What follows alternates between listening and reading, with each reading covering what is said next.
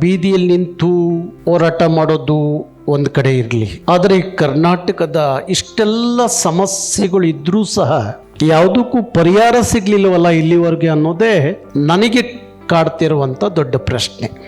ನೀವೆಲ್ಲ ನಮ್ಮ ಜೊತೆಯಲ್ಲಿ ನಿಂತ್ಕೊಂಡು ಗಟ್ಟಿಯಾಗಿ ನೀವೇನೆಲ್ಲ ನಮಗೆ ಯಾವ್ಯಾವ ರೀತಿಯಲ್ಲಿ ನಾವು ಸಾಗಬೇಕು, ಈ ವಿಚಾರದಲ್ಲಿ ಕೆಲಸ ಮಾಡಬೇಕು ಅನ್ನೋದನ್ನ ನೀವೆಲ್ಲ ನಮ್ಮ ಜೊತೆಯಲ್ಲಿ ನಿಂತು ಒಂದಷ್ಟು ನಮಗೆ ವಿಚಾರಗಳನ್ನ ತಲೆ ತುಂಬಿ ನಮ್ಮನ್ನ ನೀವು ಈಗ ಮಾಡ್ಲಿಕ್ಕೆ ಸಾಧ್ಯ ಇದೆ ಮಾಡಿ ಅಂತ ಹೇಳಿದ್ರೆ ಬಹುಶಃ ಇಡೀ ರಾಜ್ಯದಲ್ಲಿ ಸಮಗ್ರವಾಗಿ ಇಲ್ಲಿವರೆಗೂ ಏನು ಕನ್ನಡಕ್ಕೆ ಒಂದು ನೀತಿ ಆಗಲಿ ಯೋಜನೆ ಆಗಿ ಆಗಿಲ್ಲವೋ ಅದನ್ನು ಒಂದು ದೊಡ್ಡ ಆಂದೋಲನದ ಮುಖಾಂತರ ಸರ್ಕಾರ ಉಸಿರು ಕಟ್ಟುವ ವಾತಾವರಣಕ್ಕೆ ತರದೇ ಹೋದರೆ ಆಗ ಕೇಳಿ.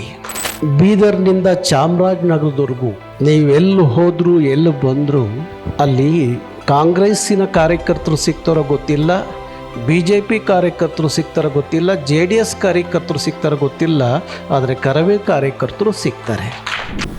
ಸಮಗ್ರ ಭಾಷಾ ನೀತಿ, ಸಮಗ್ರ ಭಾಷಾ ಯೋಜನೆ ಆಗಬೇಕು ಅಂತ ಹೇಳಿ ಬೆಳಗಿನಿಂದ ದುಂಡು ಮೇಜಿನ ಸಭೆ ಅಶೋಕ ಹೋಟ್ಲಲ್ಲಿ ನಡೆದಂಥದ್ದು. ಭಾರಿ ದಿನಗಳಿಂದ ನಮ್ಮ ದಿನೇಶ್ ಮತ್ತು ಎಲ್ಲ ಸ್ನೇಹಿತರು ನನ್ನ ಜೊತೆಯಲ್ಲಿ ಅನೇಕ ಸಂದರ್ಭದಲ್ಲಿ ಚರ್ಚೆ ಮಾಡ್ತಾಯಿದ್ರು. ಯಾವುದಾದ್ರು ಸಮಸ್ಯೆಗಳು ಕನ್ನಡಕ್ಕೆ, ಕರ್ನಾಟಕಕ್ಕೆ, ಕನ್ನಡಿಗರಿಗೆ ಸಮಸ್ಯೆಗಳು ಬಂದಾಗ ಆಗ ನಮ್ಮ ಸರ್ಕಾರಗಳು, ಆಗ ಹೋರಾಟಗಾರರು, ಆಗ ಚಿಂತಕರು, ಸಾಹಿತಿಗಳು ಹುಡ್ಕೋದು ಬೇಡ, ಎಲ್ಲ ಕಾಲಕ್ಕೂ ಸಂವಿಧಾನಬದ್ಧವಾದಂಥ ಕಾಯ್ದೆ ಆದಾಗ ಮಾತ್ರ ನಾವು ಕನ್ನಡಿಗರು, ನಮ್ಮ ಭಾಷೆ ಕನ್ನಡ, ನಮ್ಮ ಬದುಕು ಇಲ್ಲಿ ಹಸನಗೊಳ್ಳಿಕ್ಕೆ ಸಾಧ್ಯ ಆಗುತ್ತೆ ಎನ್ನುವ ಆಲೋಚನೆಗಳನ್ನು ದೂರದೃಷ್ಟಿ ಇಟ್ಕೊಂಡು ಇಂಥದ್ದೊಂದು ಸಭೆಗೆ ನೀವೆಲ್ಲ ಸಾಕ್ಷಿ ಆದಿದ್ದು ಭಾರಿ ವಿಶೇಷವಾಗಿ ನಿಮ್ಮನ್ನೆಲ್ಲರನ್ನ ಪ್ರೀತಿಯಿಂದ, ಗೌರವದಿಂದ, ಅಭಿಮಾನದಿಂದ ನಾನು ಅಭಿನಂದಿಸ್ತೇನೆ. ಬಹುಶಃ ಭಾರಿ ದೂರದ ಊರುಗಳಿಂದ ಅನೇಕರು ಈ ದುಂಡು ಮೇಜಿನ ಸಭೆಗೆ ಬಂದಿದ್ದರು. ಕೆಲವರಿಗೆ ಮಾತಾಡಲಿಕ್ಕೆ ಅವಕಾಶ ಆಗಿರ್ಬೋದು, ಕೆಲವರಿಗೆ ಆಗದೇ ಇರ್ಬೋದು. ಆದರೆ ಇದು ಒಂದು ದಿನದ ಸಭೆಯೂ ಅಲ್ಲ, ಚಿಂತನೆಯೂ ಅಲ್ಲ, ಯೋಜನೆಯೂ ಅಲ್ಲ. ಇಂಥದ್ದಷ್ಟು ಸಭೆಗಳು ಆಗಬೇಕಾಗುತ್ತೆ. ಆ ಸಂದರ್ಭಕ್ಕೆ ಯಾರಿಗೆ ಮಾತಾಡಲಿಕ್ಕೆ ಅವಕಾಶ ಆಗದೆ ಹೋಗಿದೆ ಅಂಥವ್ರಿಗೆ ಅಂಥ ಸಂದರ್ಭದಲ್ಲಿ ಅವಕಾಶಗಳು ಮತ್ತೆ ಸಿಗ್ತವೆ ಅಂತ ಹೇಳಿ ಭಾವಿಸ್ತಾ ಬೆಳಗಿನಿಂದ ನಾನೂ ಸಹ ಬಹುಶಃ ಬೀದಿಯಲ್ಲಿ ನಿಂತು ಹೋರಾಟ ಮಾಡೋದು ಒಂದು ಕಡೆ ಇರಲಿ, ಆದರೆ ಕರ್ನಾಟಕದ ಇಷ್ಟೆಲ್ಲ ಸಮಸ್ಯೆಗಳು ಇದ್ರೂ ಸಹ ಯಾವುದಕ್ಕೂ ಪರಿಹಾರ ಸಿಗ್ಲಿಲ್ಲವಲ್ಲ ಇಲ್ಲಿವರೆಗೆ ಅನ್ನೋದೇ ನನಗೆ ಕಾಡ್ತಿರುವಂಥ ದೊಡ್ಡ ಪ್ರಶ್ನೆ. ಯಾಕೆ ಆ ಪರಿಹಾರವನ್ನು ಕರ್ನಾಟಕದೊಳಗಡೆ ಕನ್ನಡಿಗರು ಪಡ್ಕೊಳ್ಳಿಕ್ಕೆ ಸಾಧ್ಯ ಆಗಿಲ್ಲ? ಇಲ್ಲ ನಮ್ಮಲ್ಲಿರುವಂಥ ಪ್ರತಿಷ್ಠೆಗಳು, ಇಲ್ಲ ಅಧಿಕಾರಸ್ಥ ಜನರಿಗೆ ಇಲ್ಲದ ಕಾಳಜಿಯೋ, ಇಲ್ಲ ಹೊರಗಡೆಯಿಂದ ಬಂದಂಥ ಭಾರಿ ದೊಡ್ಡ ಹಿರಿಯ ಅಧಿಕಾರಿಗಳು ಯಾವುದು ಅಂತ ಹೇಳಿ ನೋಡಿದಾಗ ನಮಗೆ ಅನೇಕ ಸಂದರ್ಭದಲ್ಲಿ ನಮ್ಮನ್ನು ಆಳುವ ಪ್ರಭುಗಳಿಗೆ ನಾವೆಲ್ಲ ಎಷ್ಟೆಲ್ಲ ಬಾರಿ ಹೋಗಿ ಅವರ ಕಿವಿಲಿ ಏನೆಲ್ಲ ಹೇಳಿದ್ರೂ ಸಹ ಅವ್ರು ಕೇಳೋದು ನಮ್ಮ ಮಾತಲ್ಲ, ಅವರ ಅಕ್ಕಪಕ್ಕ ಇರುವಂಥ IAS IPS ಅಧಿಕಾರಿಗಳೇನಿರ್ತಾರೆ ಅವ್ರ ಮಾತುಗಳನ್ನ ಕೇಳ್ತಾರೆ. ಆ ಕೇಳೋದು ಕೇಳಲೇಬೇಕು ಅಂತ ಹೇಳಿ ಏನು ಇರಲಿಕ್ಕೆ ಇಲ್ಲ, ಕೇಳಬೇಕು ಅನ್ನೋ ಅಗತ್ಯನೇ ಇರಲ್ಲ, ಆದರೂ ಕೇಳ್ತಾರೆ. ಹೋರಾಟಗಾರರ ಮೇಲಿದ್ದಂಥ ಮೊಕದ್ದಮೆಗಳನ್ನೆಲ್ಲ ವಾಪಸ್ ತಗೊಂಡು ಅಂತ ಹೇಳಿ ಅಂದರು. ನಾನು ಪರ ಇಲ್ವಲ್ಲ, ಒಳ್ಳೆ ತೀರ್ಮಾನ ಮಾಡಿದ್ದಾರೆ ಅಂತ ಹೇಳಿ ಆ ಹೋರಾಟದ ಕೇಸ್ಗಳು ಯಾವ್ದು ತೊಗೊಂಡಿದ್ದಾರೆ ಅಂತ ತೆಗೆದ್ರೆ ನನ್ನ ಕೇಸು ಮುಗಿದೋಗಿದೆ, ಅದನ್ನು ಪಟ್ಟಿಗೆ ತೊಗೊಂಡಾರೆ. ಇರೋದನ್ನ ಯಾವುದೂ ತೊಗೊಂಡಿಲ್ಲ, ವಾಪಸ್ಸು ಮುಗಿದೋಗಿರೋದನ್ನ ತೊಗೊಂಡಿದ್ದಾರೆ. ನಮಗೆ ಆಮೇಲೆ ನೋಡಿದೆ ಇನ್ನೊಂದು ನಮ್ಮ ವಾಟಾಳ್ ನಾಗರಾಜ್ ಅವ್ರದ್ದು 9 ಕೇಸ್ ಇತ್ತು, 9 ಕೇಸ್ನೂ ವಾಪಸ್ ತೊಗೊಂಡಾರೆ. ನಮಗೆ ಈ ಹೊಗಳೋದು ಗೊತ್ತಿಲ್ಲ ನೋಡಿ.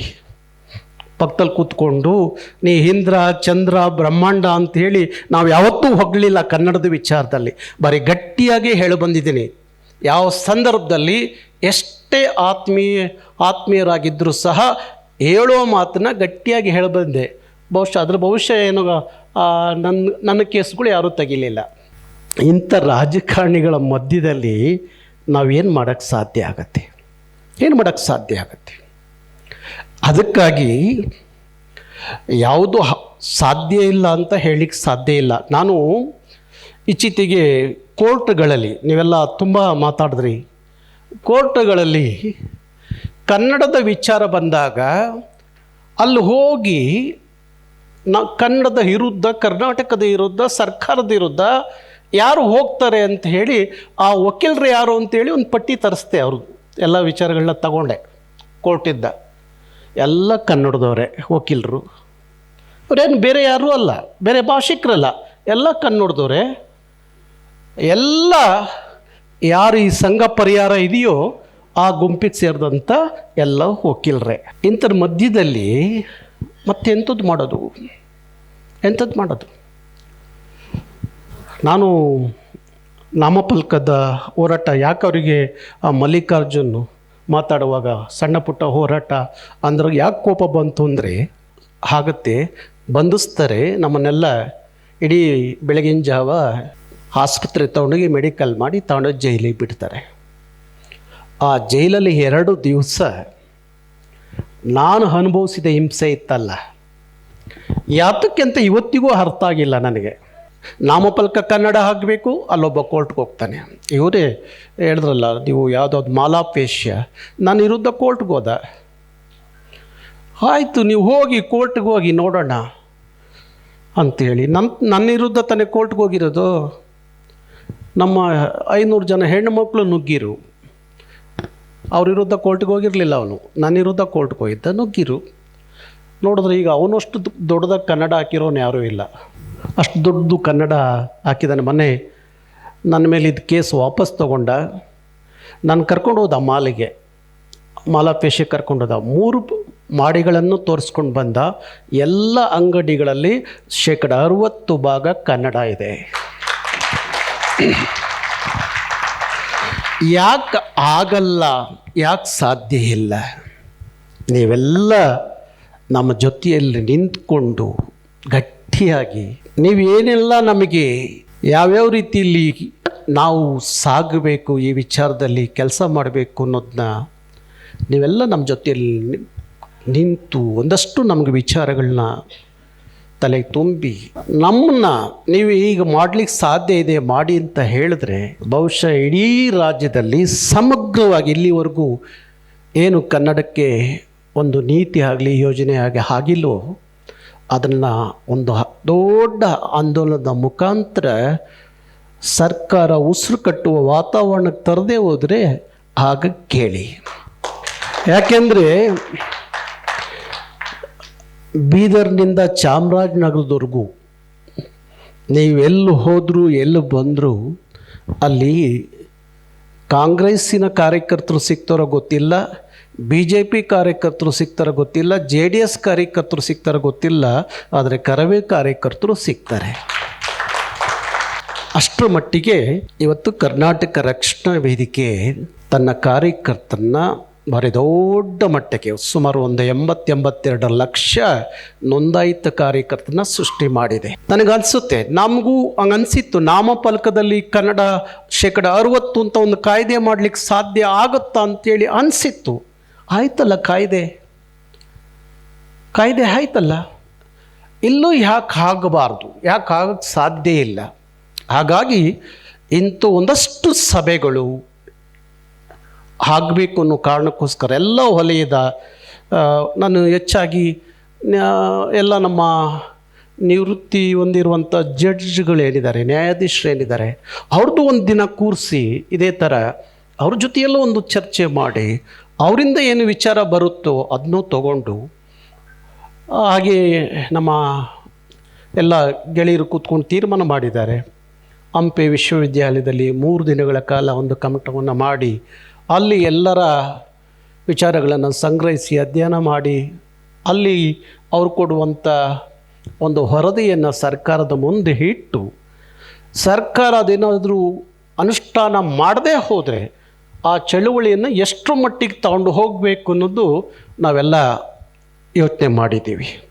ಹಾಗಾಗಿ ನಾವು ಚಳುವಳಿಗೆ ನಿಮ್ಮನ್ನು ಕರಿತೀವೋ ಇಲ್ವೋ ಗೊತ್ತಿಲ್ಲ, ಬಹುಶಃ ಇಂಥ ವಾತಾವರಣದಲ್ಲಾದರೂ ನೀವೆಲ್ಲ ನಮ್ಮ ಜೊತೆಯಲ್ಲಿ ಇರ್ತೀರಿ ಅಂತ ಹೇಳಿ ನಾನು ಅಂದ್ಕೊಂಡಿದ್ದೀನಿ.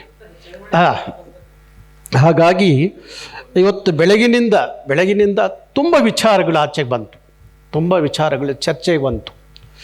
ಇಲ್ಲಿ ನನಗೆ ಅನಿಸಿದ್ದು, ಒಂದು ರೀತಿಯಲ್ಲಿ ಯಾರೋ ಹೇಳ್ತಾ ಇದ್ದರು, ಕರ್ನಾಟಕದಲ್ಲಿ ಪ್ರಾದೇಶಿಕವಾದಂಥ ಆಲೋಚನೆ ಇಲ್ಲದ ಕಾರಣ ರಾಷ್ಟ್ರೀಯ ಪಕ್ಷಗಳ ಗುಲಾಮಗಿರಿಯಲ್ಲಿ ಇಷ್ಟು ವರ್ಷ ನಾವೇನು ಕಾಲ ಕಳೆದಿದ್ದೀವೋ ಅದರ ಪರಿಣಾಮ ಇವತ್ತು ಇಂಥ ಎಲ್ಲ ಸವಾಲುಗಳನ್ನು ಎದುರಿಸುವಂಥ ಪರಿಸ್ಥಿತಿಯಲ್ಲಿ ನಾವಿದ್ದೀವಿ.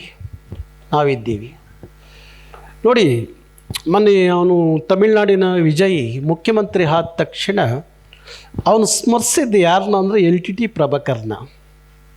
ನೋಡಿ, ಅವರ ಭಾಷಾಭಿಮಾನ ಕಾಳಜಿ ಎಷ್ಟು ಮಟ್ಟಿಗಿದೆ ಇರುತ್ತೆ ಅಂತ ನೋಡ್ರಿ ಅವರು. ಹಾಗೆ ನಾವು ಪ್ರತಿಯೊಂದಕ್ಕೂ ತಮಿಳ್ನಾಡಿನ ಉದಾಹರಣೆ ತಗೋತಾ ಇದ್ದೀವಿ. ಪ್ರತಿಯೊಂದಕ್ಕೂ ತಮಿಳ್ನಾಡು ಬಗ್ಗೆ ಉದಾಹರಣೆ ತಗೋತೀವಿ. ಆದರೆ ಪಕ್ಕದ ಮಹಾರಾಷ್ಟ್ರ ಕರ್ನಾಟಕದ ಉದಾಹರಣೆಯನ್ನು ತಗೊಳ್ಳುತ್ತೆ. ಪಕ್ಕದ ಮಹಾರಾಷ್ಟ್ರ ಕರ್ನಾಟಕವನ್ನು ಉದಾಹರಣೆಯಾಗಿ ತಗೊಳ್ಳುತ್ತೆ, ಕನ್ನಡ ಚಳುವಳಿಯನ್ನು ಉದಾಹರಣೆಯಾಗಿ ತಗೊಳ್ಳುತ್ತೆ. ರೈಲ್ವೆ, ನಮ್ಮ ಡಿ ಗ್ರೂಪ್ ವಿಚಾರ ಬಂದಾಗ, ರೈಲ್ವೆಯಲ್ಲಿ ಡಿ ಗ್ರೂಪು ಹಿಂದಿ ಮತ್ತು ಇಂಗ್ಲೀಷಲ್ಲಿ ಅಷ್ಟೇ ಪರೀಕ್ಷೆ ಬರೀಬೇಕು ಅಂದಾಗ ನಾವು ಕಡ್ಡಾಯವಾಗಿ ಕನ್ನಡದಲ್ಲೇ ಆಗೋರ್ಗೂ ಬಿಡಲ್ಲ ಅಂತ ಹೇಳಿ ಅವತ್ತು ಬೆಂಗಳೂರು ಮತ್ತು ಹುಬ್ಬಳ್ಳಿ, ಮೈಸೂರು ವಲಯಗಳಲ್ಲಿ ನಡೀತಿದ್ದಂಥ ಪರೀಕ್ಷೆಗಳನ್ನು ನಿಲ್ಲಿಸಿ ಸುಮಾರು 2 ವರ್ಷ ರೈಲ್ವೆ ಪರೀಕ್ಷೆಯನ್ನು ಮಾಡಲಿಕ್ಕೆ ಬಿಡಲಿಲ್ಲ.